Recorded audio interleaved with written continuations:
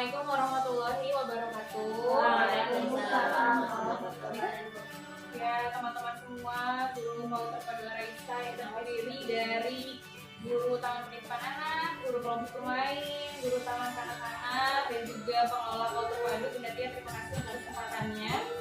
Teman-teman, di sini Bunda Lova ceritanya mau sharing, mau berbagi mengenai pembelajaran yang sudah Bunda Lova lakukan selama kurang lebih 2 bulan di kegiatan CGP Angkatan 6 ini, calon guru penggerak angkatan 6. Sebagaimana teman-teman ketahui bahwa program ini berlangsung selama kurang lebih 9 bulan. 9 bulan dipotong 3 bulan, jadi 6 bulan totalnya, Bu.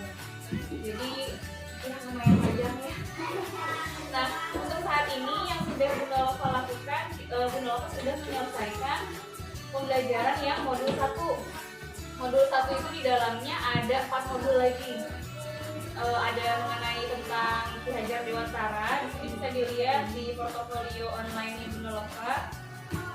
Modul 1 itu tentang Ki Hajar Dewantara. Teman-teman juga yang sudah mengerjakan PMM-nya itu sudah ditayangkan beberapa video-video tentang pembelajaran Ki Hajar Dewantara. Nah, di CGP pun sama seperti itu. Kita juga untuk modul awalnya kita buka pembelajaran mengenai kurikulum merdeka ini dengan pemikiran-pemikiran dari Ki Hajar Dewantara. Lalu yang kedua, karena berkaitan dengan kegiatan guru penggerak, maka di modul 1.2 juga kita disampaikan informasi mengenai nilai-nilai dan juga peran guru penggerak itu seperti apa sih. Nah, lalu yang ketiga itu ada visi. Guru penggerak juga memiliki visi. Visi guru penggerak juga seperti apa. Dan yang terakhir itu adalah budaya positif. Nah, budaya positif inilah yang akan kita sama-sama lakukan agar sekolahan Pau Terpadu Raisa ini memiliki budaya pembelajaran yang positif bersama-sama, bukan hanya Bunda Lova saja. Di sini Bunda Lova butuh bantuan teman-teman, partner kelas, administrasi juga, operator juga, dan juga kepala sekolah. Sangat-sangat butuh bantuan. Karena kalau Bunda Lova berjalan sendiri tidak akan ada perubahan apapun. Seperti itu ya teman-teman ya. Baik, untuk yang modul yang pertama ini sekilas mengenai Ki Hajar Dewantara ini Bunda Lova rangkum.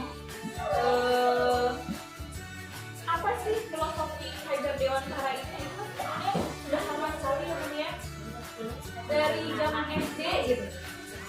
Bunda Lova malah dulu tuh ilmunya itu Ki Hajar Dewantara itu hanya yang teori handayaninya saja. Itu pun tidak tahu artinya apa. Karena posisinya Bunda Lova juga bukan orang Jawa dan dulu informasinya juga tidak sedetail ini gitu. Tuturi handayani ini tuh apa sih artinya, seperti itu.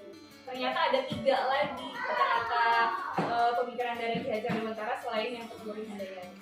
Mungkin Bunda Siti tahu, Bunda Siti Ingarso apa? Nah,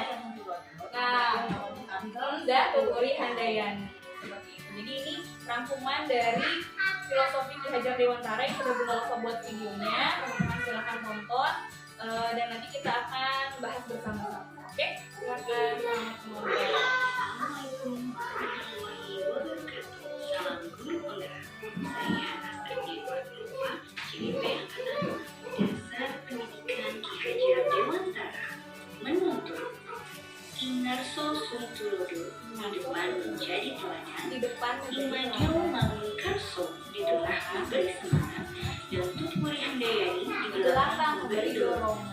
Sebagai guru, menuntun segala kekuatan kodrat yang ada pada anak agar mereka dapat mencapai keselamatan dan kebahagiaan setinggi-tingginya. Dasar pendidikan Ki Hajar Dewantara. Kodrat anak merdeka dan bermain. Manusia merdeka adalah manusia yang hidupnya lahir dan batin tidak tergantung kepada orang lain, akan tetapi bersandar pada kekuatannya sendiri. Bermain adalah salah satu kodrat anak. Melalui bermain, anak dapat mengembangkan pikirannya, perasaannya, kemauan, dan kreatifnya. Anak belajar tentu saja melalui bermain. Dasar pendidikan Ki Hajar Dewantara. Pendidikan yang berpihak pada anak. Pendidikan bebas dari segala ikatan, dengan hati yang suci, mendekati sang anak bukan untuk meminta suatu hak, melainkan untuk berhamba pada sang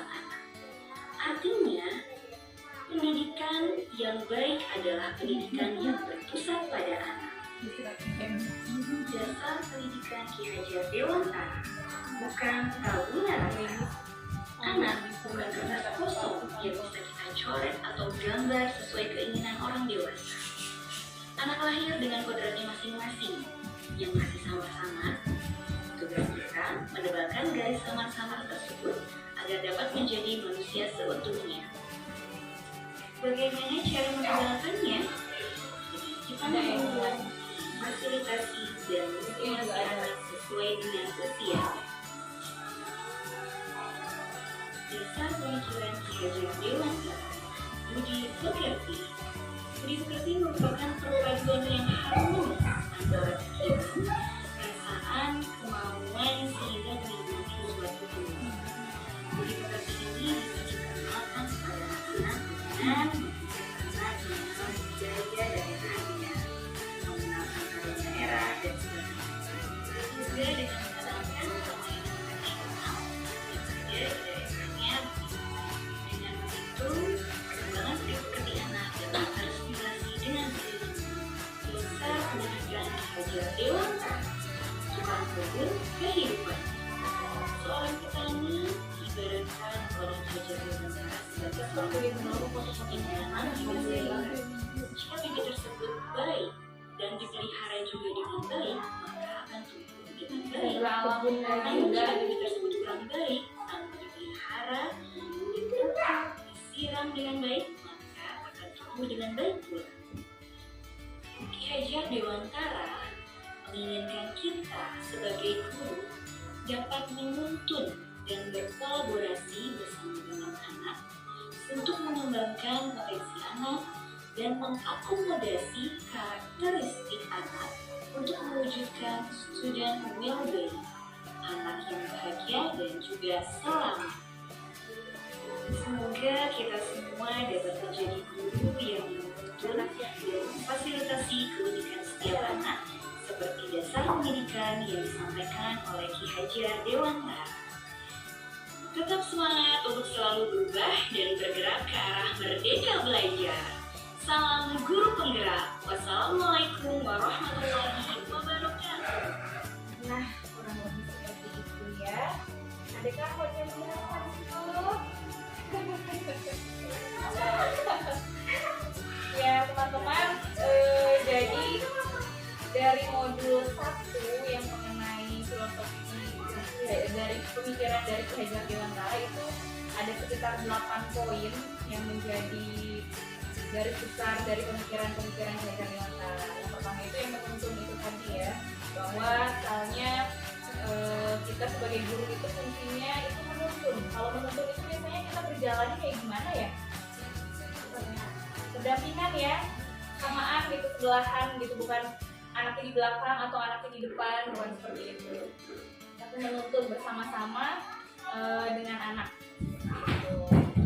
Lalu menuntun ke arah apa? Gitu. Menuntun ke arah kekuatan kodratnya anak-anak. Jadi menurut Ki Hajar Dewantara itu anak-anak itu memiliki 2 kekuatan kodrat. Teman-teman semua ada kodrat alam dan juga ada kodrat dari lingkungannya. Nah ini yang Putri Handayani tadi, Ingarso Sung Tulodo di depan itu menjadi apa? Teladan. Kemudian Ing Madio Mangunkarso di tengah memberi semangat, dan Putri Handayani di belakang itu mendorong atau memotivasi.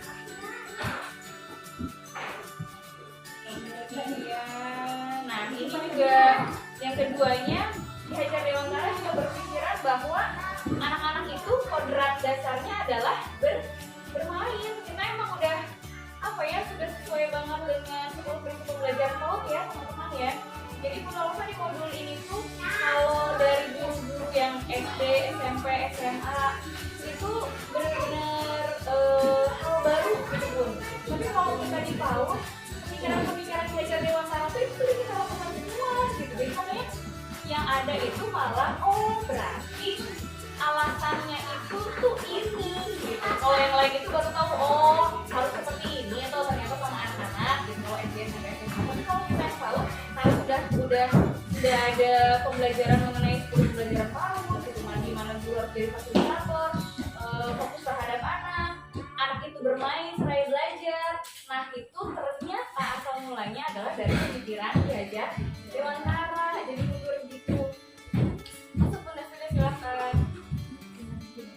Kodrat anak bermain adalah salah satu kodrat anak ya banget ya Bun ya. Alhamdulillah kita di TK Raisa mulai dari pertama berdiri dengan beberapa kali mengganti model pembelajaran, mulai dari sempat apa sih Bun yang pertama tuh Montessori ya awalnya, terus kita ada sempat pakai area juga waktu itu model pembelajarannya. Setelah itu ke kelompok, lalu ke sentra, dan sekarang kembali lagi ke kelompok dengan pertimbangan karena adanya media luas tadi.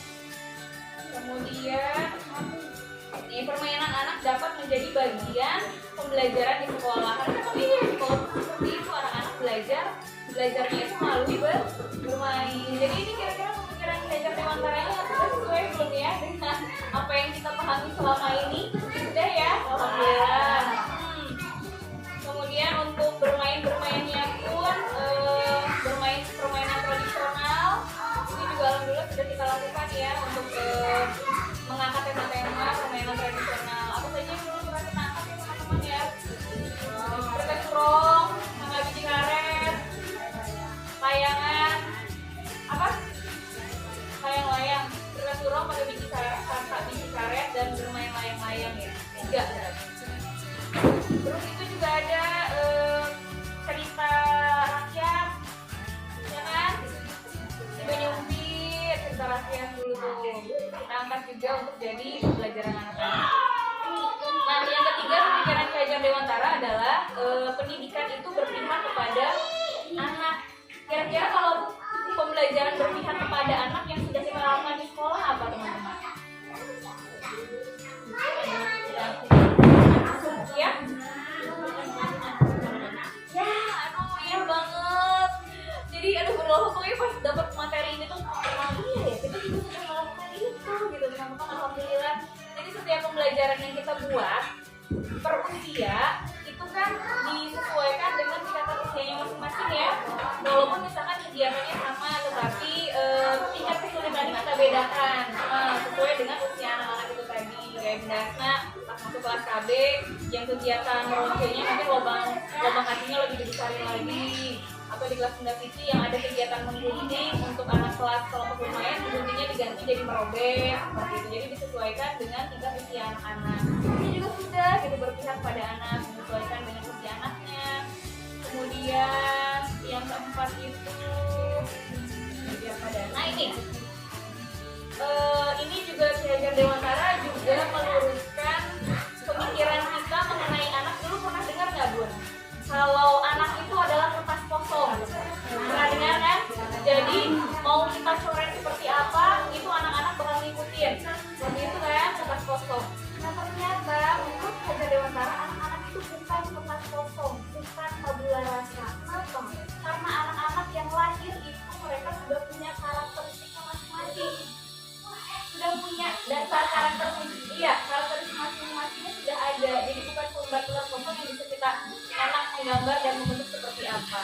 Tugas kita di sini adalah menuntun karakter-karakter yang anak-anaknya sudah punya itu menjadi berkembang dengan baik sesuai kondisi anaknya masing-masing. Jadi bukan kertas kosong lagi.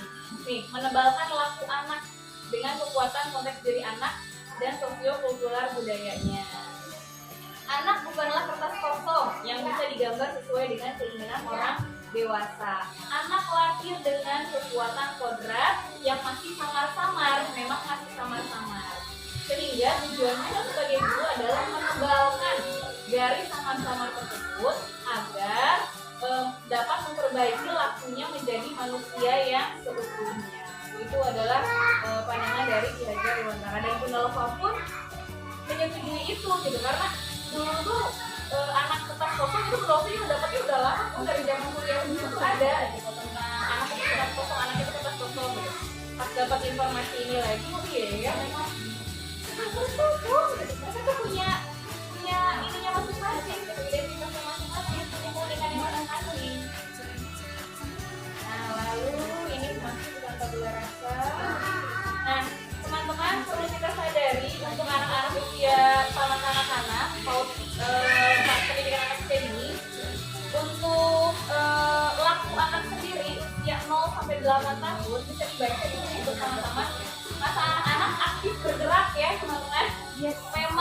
anak-anak itu akan bergerak ke sana kemari, mencoba ini dan itu, menanyakan semua hal tanpa rasa lelah. Karena memang itulah karakteristik dari anak-anak. Saya juga di sini yang di kelas, nah jalannya pelan-pelan, nah jalan aja. Karena memang karakteristik anak yang sampai 8 tahun itu memang nggak bisa berhenti bergerak. Memang nggak bisa. Jadi wajar kalau mereka emang yang lompat-lompatan terus-terusan gitu. Kita berapa kali hasilnya seperti itu. Karena memang karakteristiknya itu. Tapi kita sebagai guru itu harus mengembangkan supaya mereka tahu mana yang benar dan mana yang tidak. Lalu ini sudah benar-benar. Nah ini budi pekerti.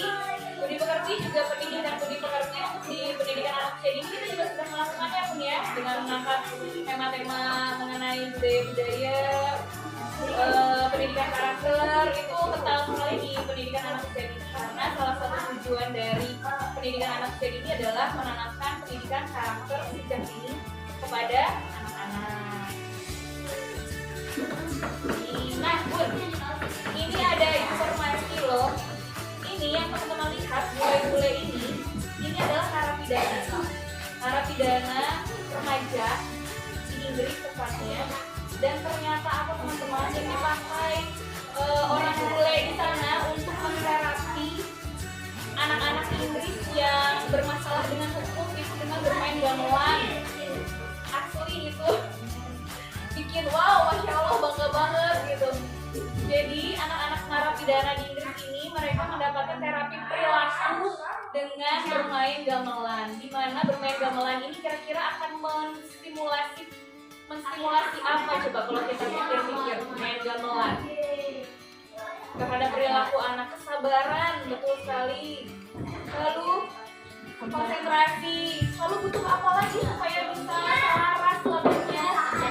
Nah itu kekompakan kerjasama di situ. Jadi anak-anak narapidana ini yang kasus-kasusnya kekerasan, begitu-begitu, yang kasus-kasusnya asosial, tidak bersosialisasi, diajak untuk main gamelan, diterapi di situ, dan ada perubahan perilaku sosial dari narapidana yang ada di sini. Kita dipakai nggak ya? Sepertinya dipakai juga, tapi masih belum ada informasinya. Ini juga nih pendidikan budi pekerti. Nah ini yang tadi Bun, ya pendidikan menurut Fajar Dewantara itu bahwa seorang guru itu adalah tukang kebun, seorang guru itu adalah petani. Kenapa seperti itu? Misalkan Bun, anak itu kita ibaratkan bibit jagung dengan kualitas yang berbeda-beda. Ada biji jagung yang kualitasnya bagus, ada biji jagung yang kualitasnya biasa aja. Nah, tapi kita punya lahan nih. Misalkan lahannya itu sama antara biji jagung yang bagus dan biji jagung yang tidak. Sama-sama disemai di lahan yang sama. Kita adalah seorang petaninya ceritanya. Kita memperlakukan bibit tersebut dengan perilaku yang sama-sama disiram, sama-sama diberi pupuk. Kira-kira menurut teman-teman bibit jagung tadi yang kualitas baik dan kualitas yang tidak baik, tumbuhnya akan seperti apa? Gimana? Ada jagung, yang satu bibitnya bagus banget, yang satu biasa aja. Ada lahan yang sama. Kita sebagai petani menanam kedua bibit tadi dan memberikan perlakuan yang sama-sama disiram, sama-sama diberi pupuk. Kira-kira bibitnya tumbuhnya seperti apa? Tumbuhnya sama. Bunda Deska, bibitnya tumbuhnya sama karena sama-sama dirawat dan dipupuk sama. Oke, Bunda sudah. Sama juga. Ya sama karena dirawat, dibersihkan, dengan perlakuan yang sama. Bunda Vicky ada bibitnya yang lain? Ada jawaban yang lain? Enggak, kata Bunda Vicky enggak sama. Gimana? Kualitas buahnya. Kontak mungkinnya bagus bagus sih ya. Sama lah, jadi Bu. Kalau ini bagus kalau tidak bagus, kalau jadi awalnya kan udah bagus ya. Ya. Ya, ada bagus jadi bagus, yang biasa jadi lebih bagus. Betul, jawaban teman-teman itu ada yang salah. Jadi memang kalau misalnya itu bibit itu kita ibaratkan anak. Kita ibaratkan anak dengan bibit yang baik, dapat lahan yang baik, kemudian dapat pendidikan yang baik, dapat perlakuan yang baik, otomatis dia akan tumbuh dengan lebih baik lagi. Itu bibit yang baik loh. Bibit yang biasa-biasa pun kita tanam, kita rawat, kita pelihara, dia akan baik. Apalagi bibit yang luar biasa seperti itu. Jadi kita ibaratkan anak itu, apapun kondisi bibitnya gitu, apapun kondisi si anak itu, entah dari bibit yang bagus atau dari bibit yang biasa saja, kita sebagai guru wajib untuk memeliharanya, menjaganya, menuntunnya dengan baik, agar kenapa bibit yang kurang baik pun bisa tumbuh dengan baik. Kalau kita balik, bibit yang buruk ditanam di media yang buruk dan dirawat dengan buruk, itu bibitnya baik loh. Hasilnya bagaimana? Buruk. Bibit yang baik, bibitnya bagus, ditanam di tempat yang buruk, dipelihara sama petaninya juga buruk. Kan begitu. Itu kan buruk tadi.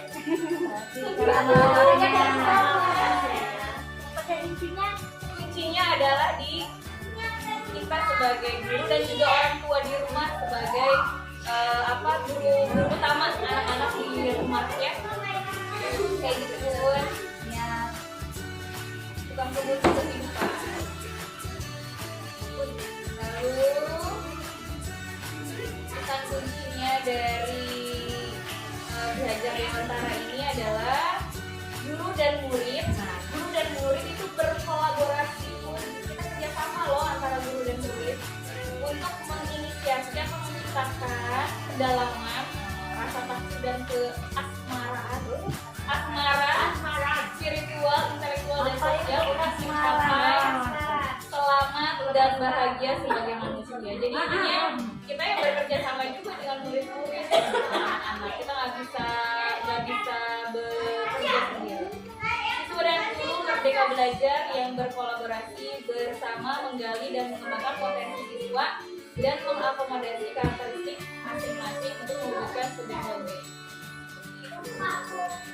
Ini untuk ya modul 1-nya ya. Kemudian di sini Bunda Lova juga mau mengajak teman-teman untuk melihat garis besar rangkuman dari modul 1 sampai dengan modul 4. 1.1 sampai 1.4 di modul 1. Modul 1 aja baru. Iya, baiklah. Modul 1. Ini dia ya, rangkumannya kurang lebih seperti ini.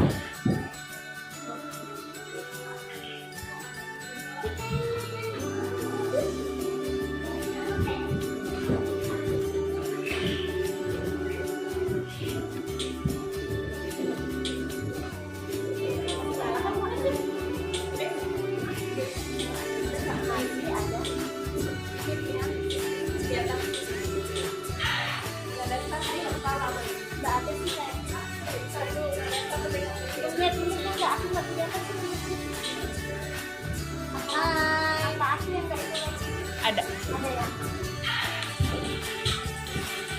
Ini ya, nilai guru penggerak ini modul 1.2, bergerak pada murid, mandiri, reflektif, kolaboratif, inovatif. Ini inquiry apresiatif itu nilai yang ada pada guru penggerak juga. Manajemen perubahan. Kalau kita mau melakukan perubahan apa-apa tuh bisa pakai inquiry apresiatif.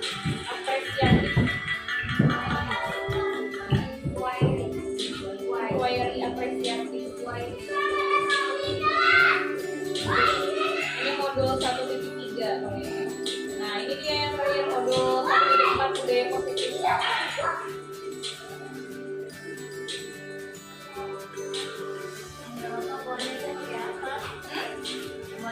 Ini pakai Canva sama Pianas. Canva nanti pakai Naskah itu ya. Buat di Canva dulu. Video atau enggak? PowerPoint pakai Canva.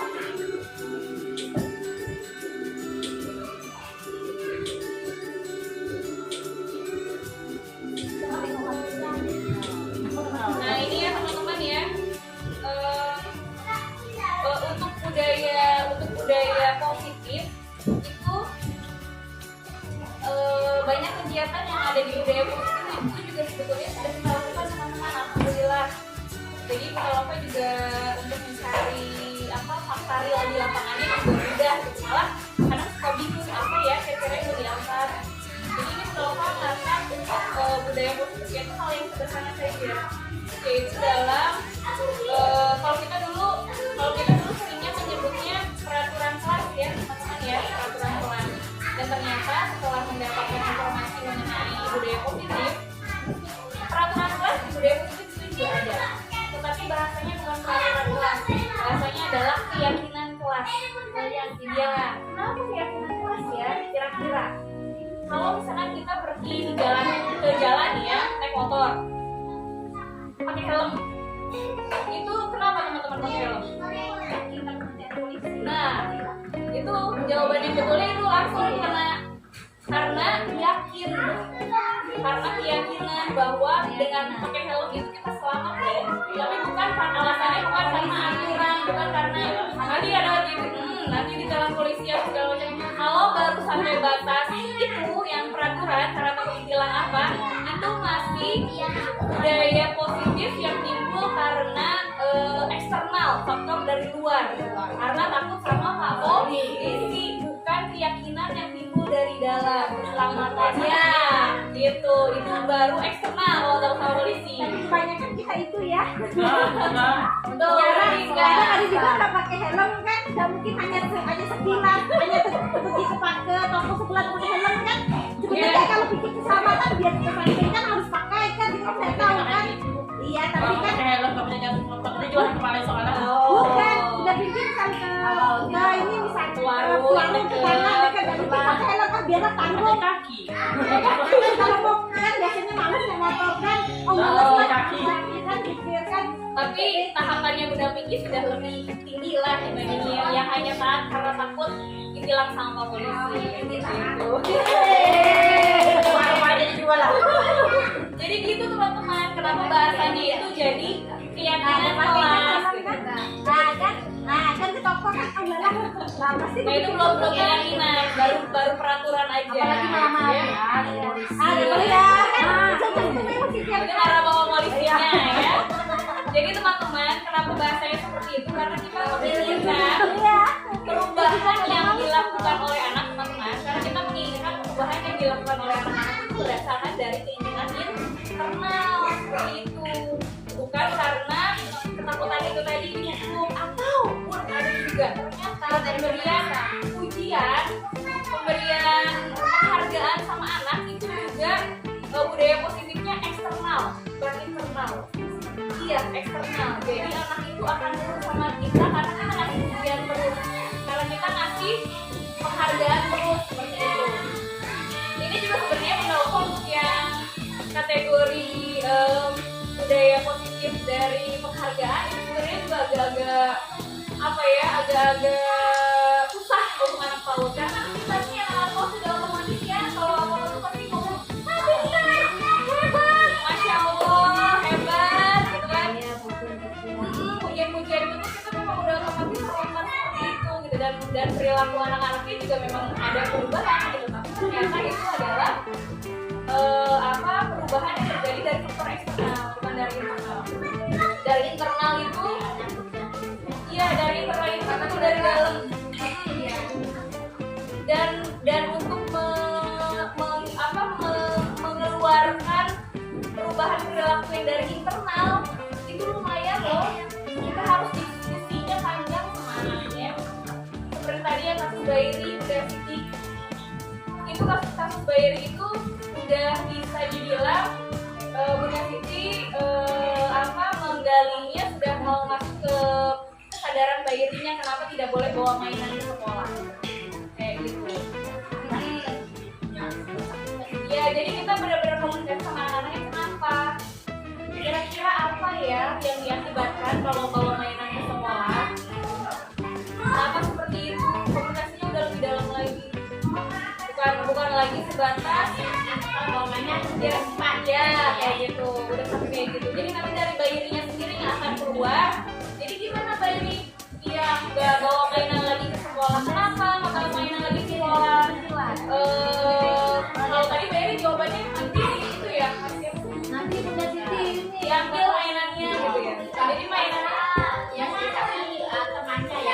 ya temannya yang lebih mendominasi ngobrol. Tapi itu juga temannya juga kita ajak untuk menggali kesadarannya secara internal. Jadi emang benar-benar lebih dalam lagi gitu untuk memunculkan budaya positif yang memang asalnya dari internal bukan dari eksternal. Ya dari eksternal itu hubungan itu positif banget dari eksternal. Ya jadi mereka melakukan perubahan positif karena ketakutan, takut dihukum, takut dikunci, dimarahin, dibekap. Itu juga dari eksternal. Kalau orang yang memberi ketakutan itu tidak ada, dia akan mengulangi lagi kesalahan yang sama. Ya kayak gitu. Jadi takut gitu ya. Yang kedua, penghargaan itu tadi teman-teman, penghargaan itu juga masih eksternal. Walaupun kita posisinya masih ada di tahapan itu ya, kita posisinya masih ada di tahapan pemberian penghargaan sama anak-anak.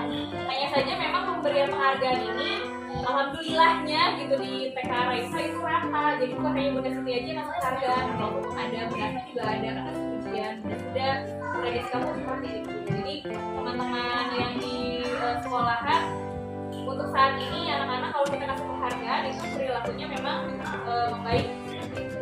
Terus yang ketiga adalah yang tadi yang apa? Tahapan yang kita menggali lebih dalam lagi. Itu bahasanya apa ya? Lupa.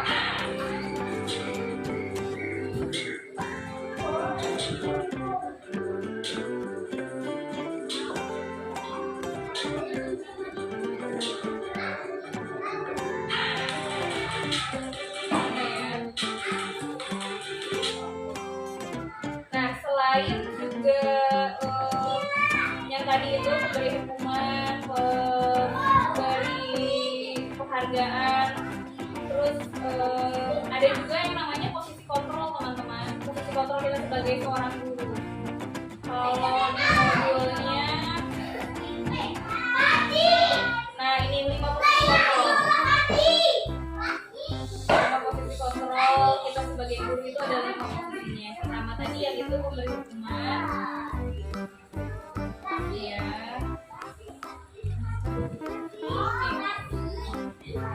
Ini dia. Nih, 5 posisi kontrol. Penghukum. Bisa dibaca kan sudah? Suara hukum. Seorang penghukum bisa menggunakan hitungan fisik dan verbal. Ya. Orang-orang yang menjalankan posisi penghukum senantiasa mengatakan bahwa sekolah memerlukan sistem akal yang dapat lebih menekan murid-murid lebih dalam lagi. Guru-guru yang menerapkan posisi penghukum akan berkata, Ayo. "Patuhi aturan saya atau Awas. kamu selalu saja salah." Terus Selalu, pasti selalu yang terakhir dan terakhir selesainya. Terus Guru seperti ini senantiasa percaya hanya ada satu cara agar pembelajaran bisa berhasil, yaitu caranya. ya di hukum ya kayak gitu ya. Kita masih ada nggak ya mengeluarkan bahasa ini? Masih ada ya teman-teman ya. Ada banget. Ada banget. Ya, maksudnya ada bahasa kayak gitu kan. Iya. Kayak gini, katanya gitu. Kamu patuhi aturan saya atau awas kayak gitu kan. Kamu selalu saja salah. Selalu nggak pasti selalu yang terakhir selesainya kayak gitu. Iya emang kayak gini. Ini adalah posisi guru sebagai penghukum, bahasa-bahasanya kayak gitu. Tidak selalu begitu, tapi ada ibaratnya. Kata kita Memberi ketakutan sama anak-anak. misalnya terakhir dia akan nanti masuk ke dalam. Iya, gitu. Ya, Bunda sudah ngingetin 3 kali loh, masih nggak denger aja, udah nanti kecapean aja. Nah, itu udah penghukuman lo. Kan katanya gitu mas. Ya, caranya ini kayak gitu. Tapi kayak gitu. Masih ada ya, Nomi juga sebagai pribadi juga masih melakukan hal itu ada. Nah, yang kedua nih, membuat rasa bersalah. Coba Bunda Asna dibaca.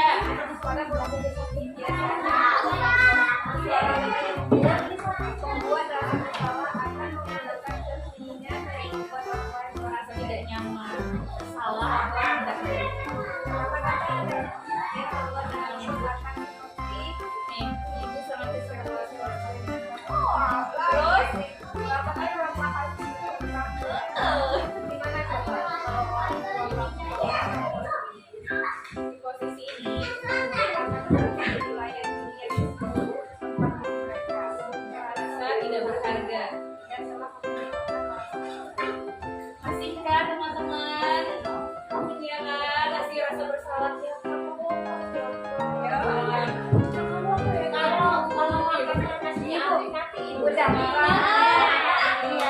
Nasinya nggak habis, nanti nasinya nangis, ibunya marah, ibu udah capek masak, gitu kan?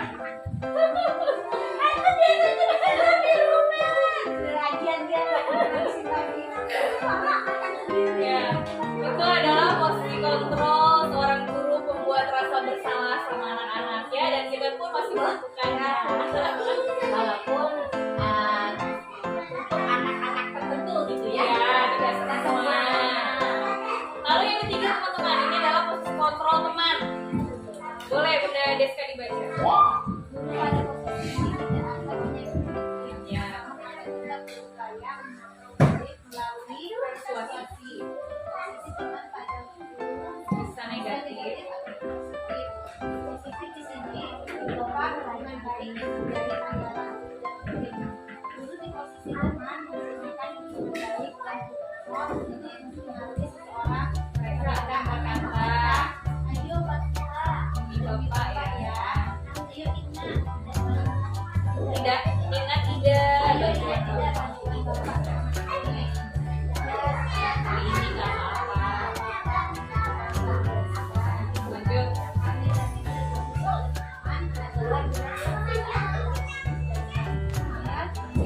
Akan berkata, saya dan tidak mau lagi bertindak untuk guru tertentu dan tidak guru lainnya. Pasti ya Bunda, ini juga ya. Ini sebenarnya yang paling banyak Bunda lakukan juga, memposisikan diri sebagai temannya anak-anak. Jadi ya udah Bunda bantuin, nggak apa-apa. Pun udah selesai, gambarnya udah capek loh, dikit lagi. Ini biasa ya, gitu lah. Ini dibantu sama Bunda yuk, gitu kan.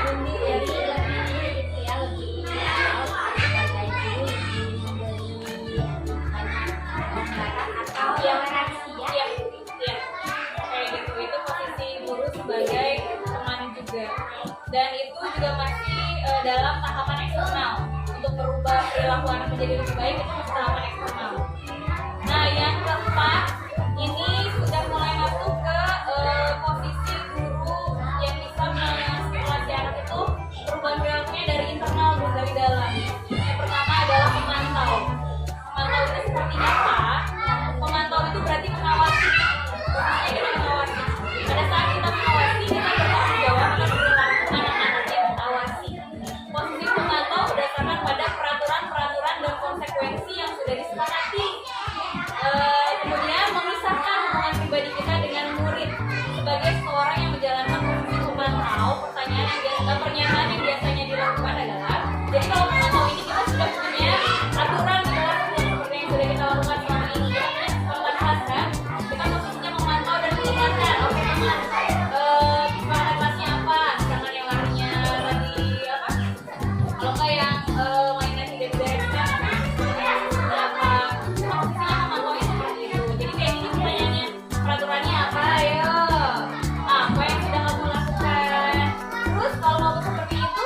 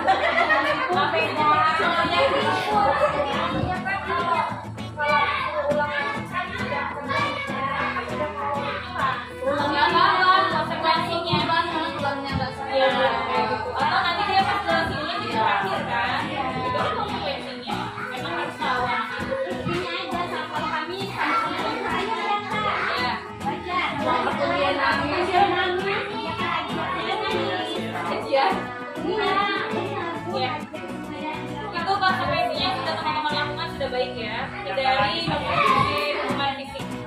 Ya, jadi konsekuensinya nyambung dengan apa yang dia lakukan. Nafis, ulang sholatnya. Ayo, ulang nafis. Kamu nggak suka? Kalau nafis spesial, itu posisi pemantau yang bisa memunculkan perubahan perilaku yang datangnya dari dalam, yang datangnya dari internal, ya pemantau. Dan yang terakhir adalah ini, yang sangat disarankan adalah posisi manajer. Manajer teman-teman. Jadi guru sebagai posisi manajer itu adalah di mana guru berbuat sesuatu bersama dengan muridnya, mempersilahkan muridnya mempertanggungjawabkan perilakunya, mendukung agar muridnya dapat menemukan sendiri solusi dari masalah yang dia lakukan. Jadi memang berpikirnya anak-anak ini sudah tinggi ya Bunda ya. Bunda Lupa juga merasa untuk anak usia TK itu, untuk yang kita posisi manajer itu masih agak sulit, karena anak-anak itu belum bisa menemukan solusi yang pas untuk dirinya. Misalkan siapa terus sih? Misalkan Alika itu sholatnya main-main. Ya, misalkan Alika sholatnya main-main. Kita kan kalau di konsekuensi kelas berarti sholatnya berulang lagi. Tapi kalau kita nanya sendiri ke Alika, kenapa tadi sholatnya main-main? Ini gimana dong sholatnya? Gak boleh main-main. Gimana? Cuma dia main-main. Jadi Alika harus seperti apa? Karena semuanya dia masih belum bisa nemuin dia masih mikir-mikir dia konsekuensi buat dianya apa. Tapi untuk anak-anak tataran SD, SMP, SMA kita ada komunikasi kayak gitu, kita minta mereka yang memberi solusi, itu yang deket gitu. Berarti misalkan datangnya kesiangan ya, anak SD datangnya kesiangan, kiranya sama bedanya kenapa anak kesiangan, apa alasannya kesiangan, terus kenapa bisa bangunnya kesiangan, kira-kira apa yang harus kamu lakukan supaya kamu bangunnya tidak kesiangan. Oh ya Bu, harus pasang alarm kayak gitu misalkan. Itu kan dari anaknya ya, alarm Bu, oke. Kira-kira kalau alarmnya nggak kedengeran, siapa yang bisa diminta bantuan di rumah untuk bangunin kamu? Ada ibu, ada siapa lagi? Ada kakak, ada siapa lagi? Ada ayah. Bisa diminta tolong bantuin pagi-pagi? Bisa. Udah enak kalau orang tua yang enak pulang, ya bisa nggak? Kalau anak misalkan kita kanan dia sendiri bukan. Iya, tapi baru sampai cari solusi. Bagus dia itu, gitu kan gimana? Kalau lakunya kan, nggak tahu. Kalau yang kita mah hanya baru sampai ke tahapan yang sederhana kayak gitu. Kalau yang kita satu lagi, mohon maaf kalau mau edukasi sendiri itu mungkinnya silahkan buka. Kalau nggak bisa nggak tahu karena jarang puasanya karena aku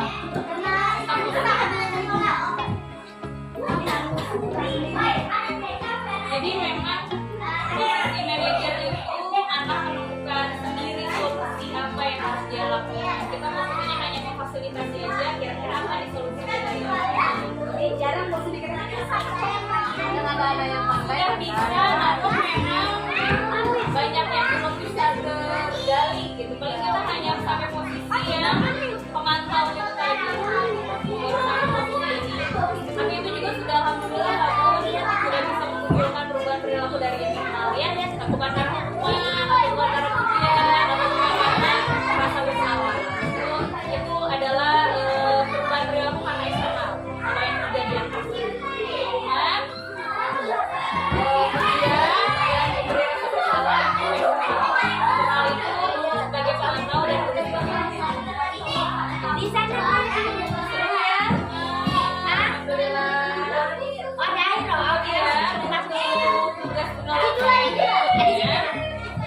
Itu budaya positif yang kita lakukan itu adalah kesepakatan kelas di mana sih bahasanya aturan-aturan.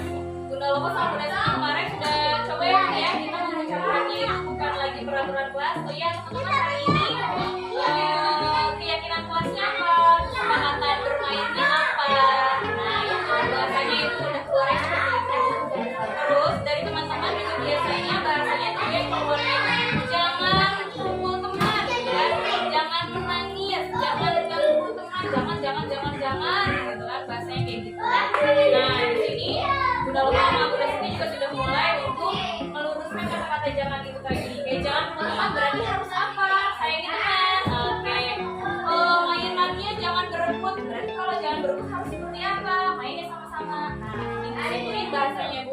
Kita mulai kurangi bahasa anak-anak untuk keyakinan kelas saat bermain menggunakan kata jangan.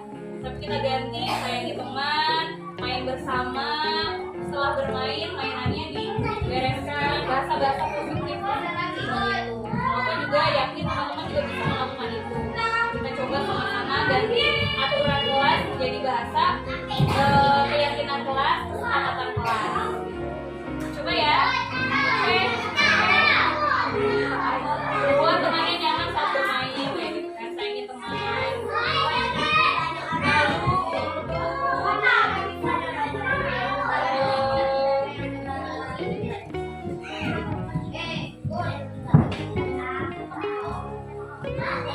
Menyampaikan di sini kalau posisi kontrol kita di anak TK itu lebih banyak memakai posisi kontrol teman ya. Anak-anaknya agak termasuk banyak toleransi juga. Sama posisi pengawas yang biasa kita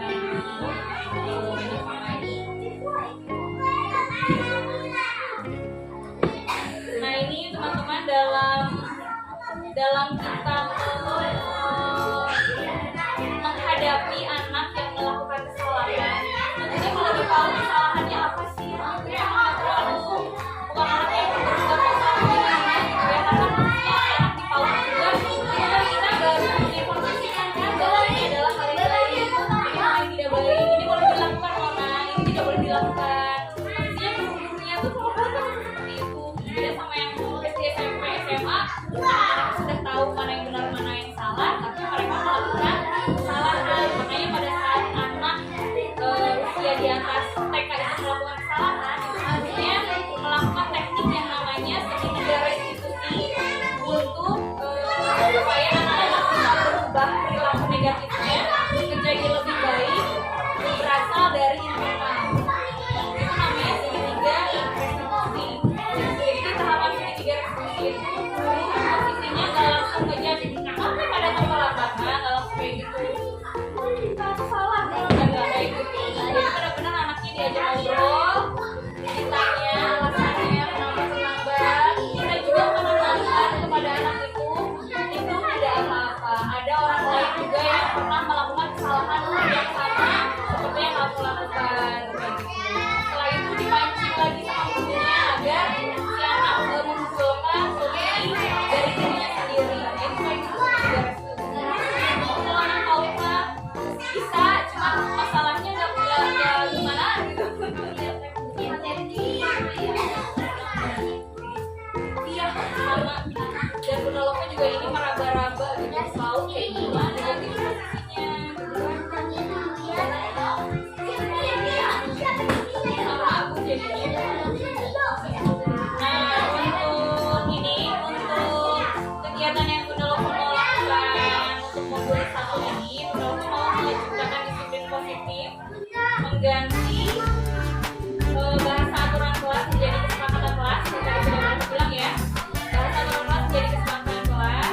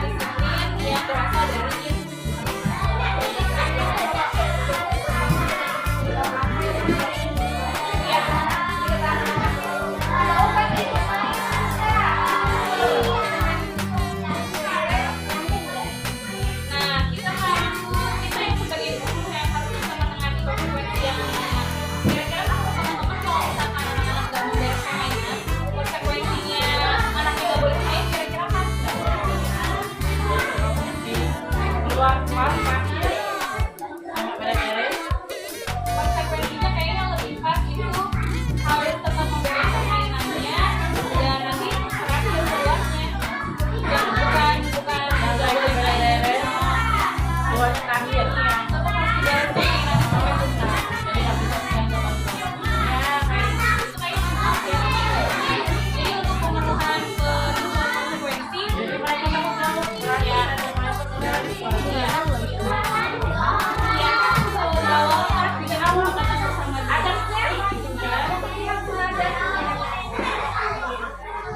kalau pendapat pasti bakal beda-beda, tapi di situ kita punya satu kesempatan untuk bikin makanannya bersama-sama. Ya, semuanya beresin. Itu sebetulnya aturan yang cuma lebih diperdalam lagi.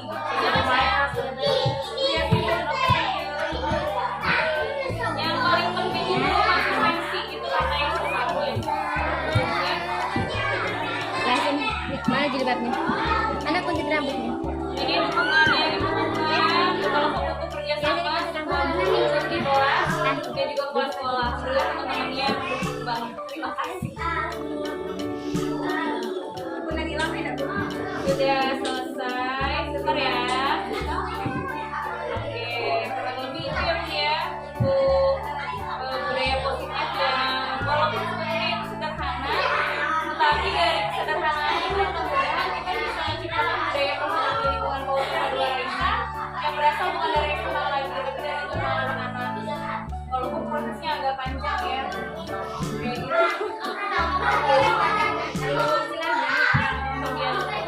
Bagian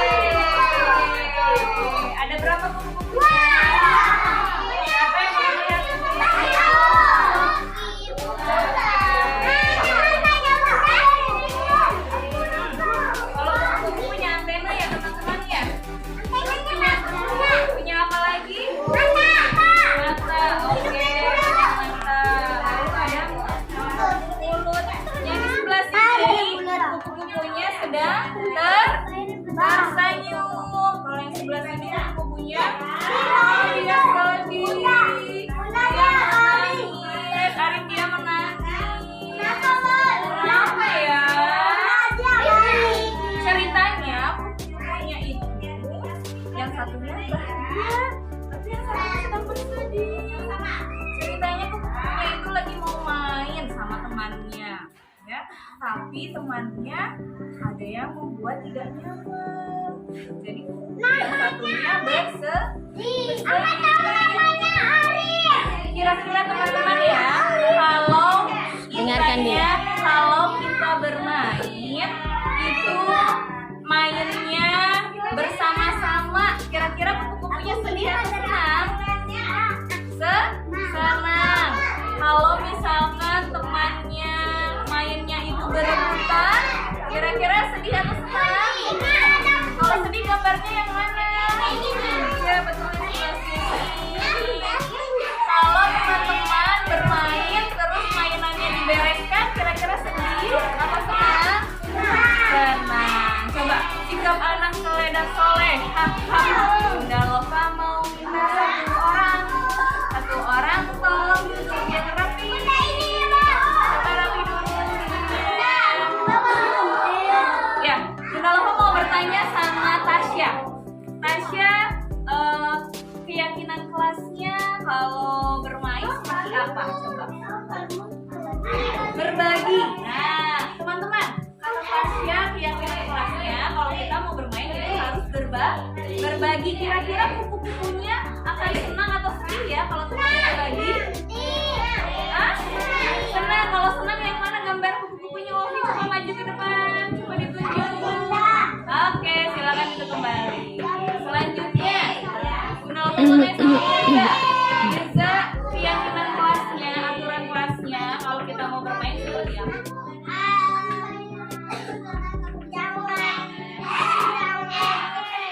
Teman-teman, jangan tendang mulut teman. Jadi harus seperti apa? Harus main bersama. Buat temannya nyaman.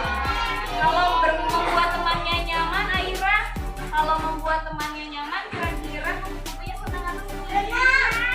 Yang mana gambarnya coba tunjukin? Aira sayang.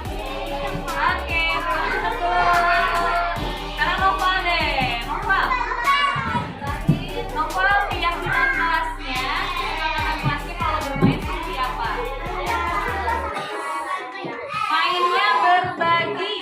Mainnya berbagi teman-teman. Almer, kira-kira kalau mainnya berbagi, kupu-kupunya akan menangis atau senang? Senang. Yang mana kupu-kupunya yang senang? Oke, betul. Yeay. Baik, teman-teman, sikap anak soleh dan soleha. Ya, kaki dilipat, kaki dekat, mulutnya dicium, yang rapi. Kita akan belajar di kelasnya Bunda Deska. Nah, di kelas itu ada peraturan kelas yang harus dijalankan sama teman-teman supaya teman-teman belajarnya bisa fokus. Kira-kira apa keyakinan kelas yang harus teman-teman lakukan? Bentar, supaya teman-teman bisa fokus belajar. Oke, dari Almer nanti gantiannya coba Almer. Keyakinan kelas yang harus kita jalankan supaya belajarnya fokus. Tidak boleh lari-lari kata Almer. Iya, kenapa kita tidak boleh lari-lari kelas Almer? Oh iya, karena kita lantainya terbuat dari papan. Kalau teman-teman lari, bunyinya bisa mengganggu konsentrasi teman-teman.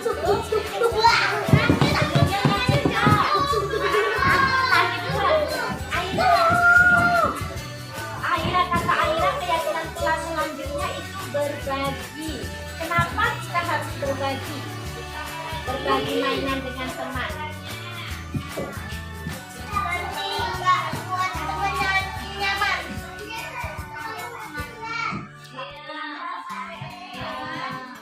Oh iya, kata Aira kita harus berbagi mainan dengan teman-teman supaya teman yang lain juga bisa ikut bermain, bisa bermain. Iya, apa selanjutnya keyakinan kelas yang harus kita lakukan? Keyakinan kelas nyaman. Oh, nyaman kata Noval, kita harus membuat temannya merasa nyaman. Contohnya membuat teman merasa nyaman seperti apa? Oh, jangan berebut, ya, berbagi bermainnya sama-sama. Oke. Kemudian Azam, jangan berebut mainan, ya sama. Oke, jangan berebut mainan. Oh iya betul. Kalau teman-teman berebut mainan, tarik-tarikan, ditarik sana, ditarik sini, mainannya bisa rusak. Kalau mainannya sudah rusak, kira-kira teman-teman bisa bermain? Tidak bisa bermain lagi, tidak bisa digunakan lagi. Apa sudah selanjutnya? Kalau kita mainnya kalau kita mau keluar sana, kita berkeliling, kalau dorong kemana-mana,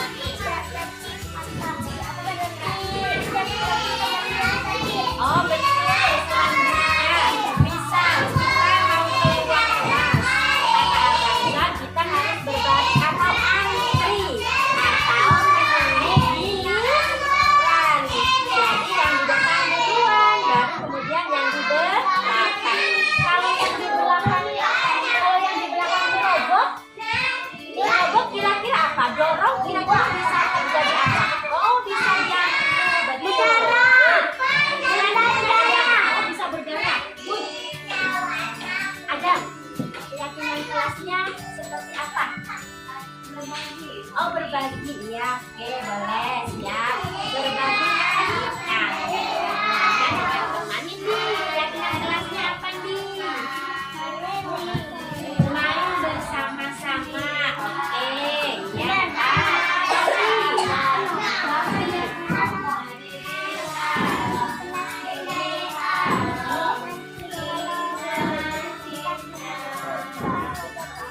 oh iya, selanjutnya kata Wati, kita harus menyayangi teman, buat temannya merasa nyaman. Oke.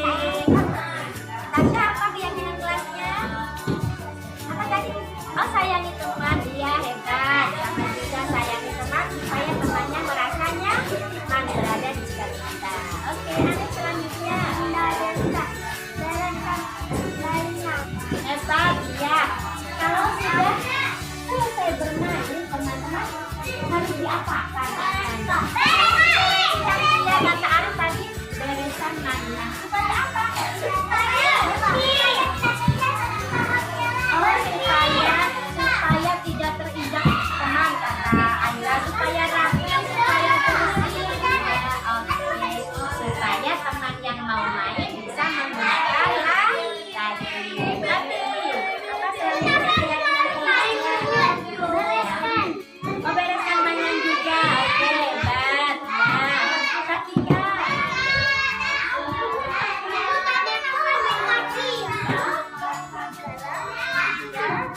Oh iya betul, karena kemarin ada teman kita ada mainan dimasukkan ke mulut, kata Safika mainannya tidak boleh